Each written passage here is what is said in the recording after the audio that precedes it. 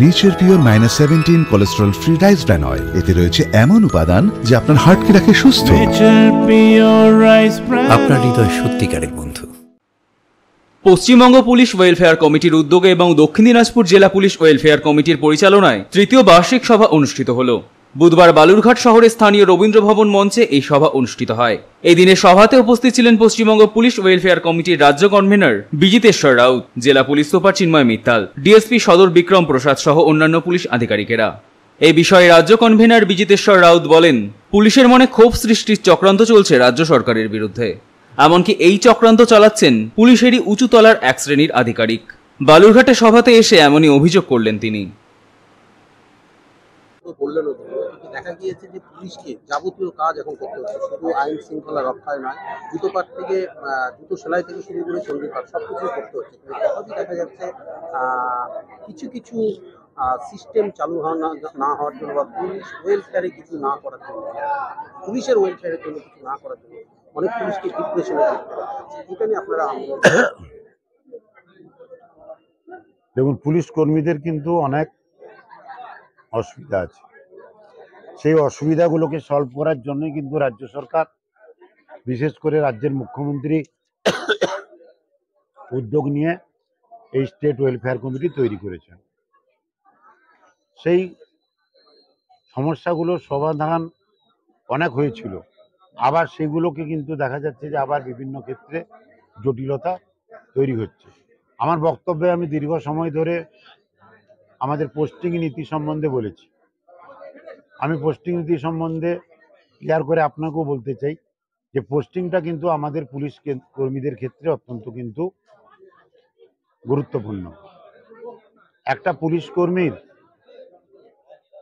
একটা পোস্টিং তার জীবন সংসারকে সুন্দরভাবে গড়ে দিতে পারে।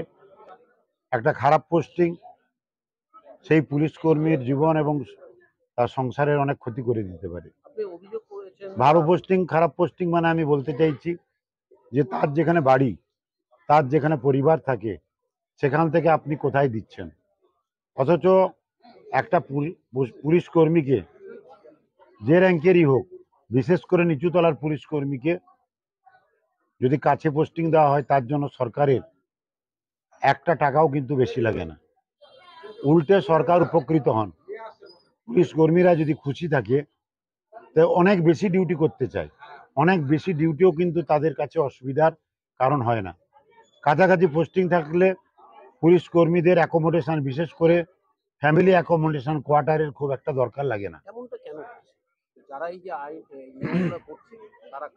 আমার মনে হয় যারা করছেন তারা না ভেবে করছেন এবং তারা আমাদের ভালো চান না নিচুতলার পুলিশ কর্মীদের।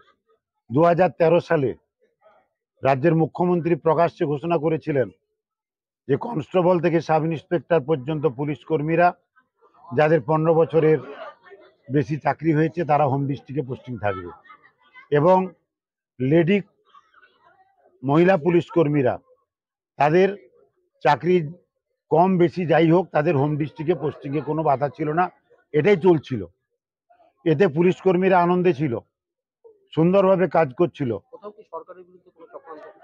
এটা তো আমি মনে করি যে যারা এটা করছেন তারা সঠিকভাবে কিন্তু ভাবছেন না। তারা সরকারের যে ইচ্ছা সেটা বোঝার চেষ্টা করছেন না বা সেটাকে মর্যাদা দিচ্ছেন না। রাজ্যের মুখ্যমন্ত্রী যেখানে বলছেন যে প্রমোশন পোস্টিং নিয়ে গুরুত্ব দিচ্ছেন, পুলিশ কর্মীদের হোম ডিস্ট্রিক্টে পোস্টিংয়ের কথা বলছেন, সেখানে 2024 সালে আমি যদি দেখি এমন কোন অর্ডার হয় যে 8 বছর চাকরি না হলে হোম ডিস্ট্রিক্টে মহিলা পুলিশ কর্মীরা পোস্টিংয়ে দরখাস্ত করতে পারবে না, পুরুষ পুলিশ কর্মীরা চাকরি জীবনের একদম শেষ প্রান্তে 4 বছর চাকরি থাকতে করতে পারবে, তাহলে তারা উল্টো হয়ে যাচ্ছে। তো এটা প্রতিকারের জন্য আমি যারা আমাদের পরিচালনা করেন তাদেরকে আমরা লিখিতভাবে দাবি করেছি যে মুখ্যমন্ত্রী যেটা চাইছেন এবং যেটা করলে আমাদের পুলিশ কর্মীদের ভালো হবে সেটা করতে হবে।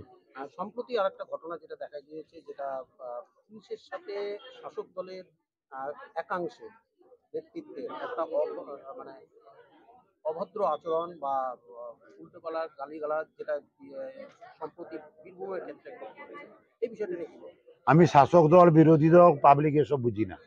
আমার কাছে পুলিশ প্রেস্টিজটা বড় কথা। পুলিশ কর্মীরা সম্মানের সঙ্গে থাকবে, মাথা উঁচু করে কাজ করবে, সরকারের নিয়ম মেনে চলবে, আইন মেনে চলবে, এটাই হচ্ছে কিন্তু স্বাভাবিক। যিনি এই ঘটনাটি ঘটেছে তার বিরুদ্ধে বালুরঘাট থেকে মান্টি সিং এর রিপোর্ট, কুলিক নিউজ।